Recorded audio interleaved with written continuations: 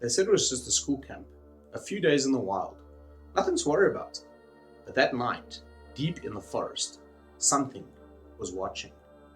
Hi, I'm the Gingerbeard Man, and if you like anything macabre, miraculous, or mysterious, told from an African or South African perspective, then you've come to the right place. So sit back, relax, grab your sleeping bag. We're going camping. Don't forget to tell me in the comments below which of the big five you've seen up close and personal. Right, let's go.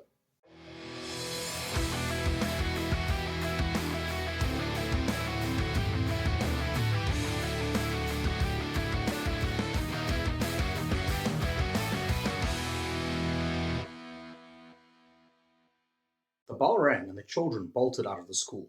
It was the end of term at Floriana's high school, and while most of the learners were going home, many who took history were going on the midterm winter camp.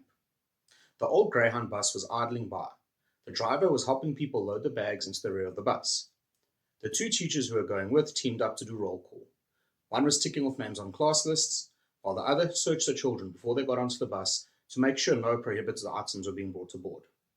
It was going to be a long drive to the campsite, 5 hours to be exact. The children were excited and rowdy. The bus driver finally climbed into the bus and looked at the children in the rear-view mirror. He breathed a heavy sigh. He knew it was going to be a tough trip.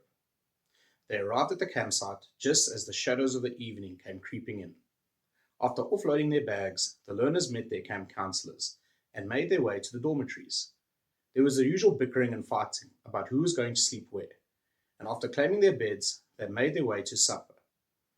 After supper, they sat around the campfire and listened to the rules of the campsite, the do's and don'ts, where you can go, where you can't go. The counselors could already see who the troublemakers were going to be. For some, these 5 days were going to be pure bliss. For others, a nightmare. 16-year-old Ashton Riley could not wait for Sunday morning. For the past 2 days, he had endured absolute hell at what was supposed to be a peaceful river campsite near the Kruger National Park. His parents had talked him into joining the mid-year school camp, a decision he immediately regretted. No hot water, no electricity, and worst of all, an extremely loud, obnoxious group of classmates. Everything that made him comfortable was stripped away. On the second last night, the boys were being punished. The reason? They had broken curfew the night before, running wild and scaring all the girls. So as punishment, they were sent to hike into the nearby bushveld and spend the night alone, far from the camp.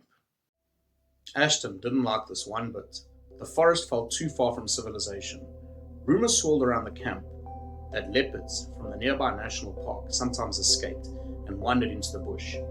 He used to laugh at those stories, but now, standing at the edge of that cold, silent wilderness, they didn't feel so funny anymore. Before long, everyone was asleep, except for Ashton. He lay still, listening to every sound, every movement. At first, the leopard rumors seemed silly, but now alone in the pitch-black woods, he didn't feel so brave. Ashton opened his mouth to wake his friend, but all that escaped was a sharp gasp. Something stirred in the tree above him. His heart pounded. Should he scream? Should he run? Or should he zip himself further up into his sleeping bag and hope to somehow disappear? He held his breath and slowly zipped up the sleeping bag until he was fully inside. Fumbling in the dark, he found his flashlight. Click! A beam of light cut through the darkness. A mistake. He turned it off immediately, panicked. Silence. Nothing moved. He waited. Finally, he lowered the zipper, bit by bit. Through the small opening, he peered out. Near the dying fire, something moved. Slowly, he rolled onto his side for a better view. So focused was he on the firelight, he didn't hear the faint breathing just behind him. A sudden tug. His sleeping bag jerked. Something was dragging him across the ground. Panic surged. He kicked and scrambled, finally breaking free. He bolted towards the campfire, screaming for help. He ran to the first sleeping bag and shook it violently, desperate, pleading, but no words came. Only a high-pitched scream. As the figure inside rolled over, revealing bright green eyes, a smile, a leopard staring back at him. He backed away, horrified. Then one by one, every sleeping bag began to move, rolling shifting, leopards crawling out all around him. His legs wouldn't move. The fear overwhelmed him. The world spun.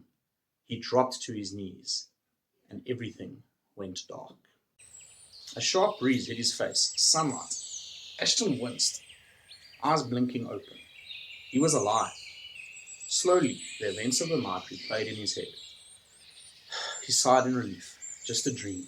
A nightmare. He lay back, catching his breath, until he felt a breeze from beneath him. Confused, he sat up. Too quickly, he lost balance, clutching the branch underneath him. A branch? Slowly, he realized he wasn't on the ground. He was up in a tree. Below him, caught in a lower branch, his sleeping bag, torn, shredded, claw marks slashed through the fabric. It flapped gently in the wind like a flag. He shut his eyes. This had to be part of the dream, he told himself. After a long pause, he began to open them again slowly. So that's going to do it for today's story, guys. If you like the story and want to see more like this, hit the subscribe button to stay up to date with all the videos that I drop. And don't forget to tell me in the comments below, which of the big 5 have you seen up close and personal? Stay safe, God bless, and remember to always check the trees before you set your camping site.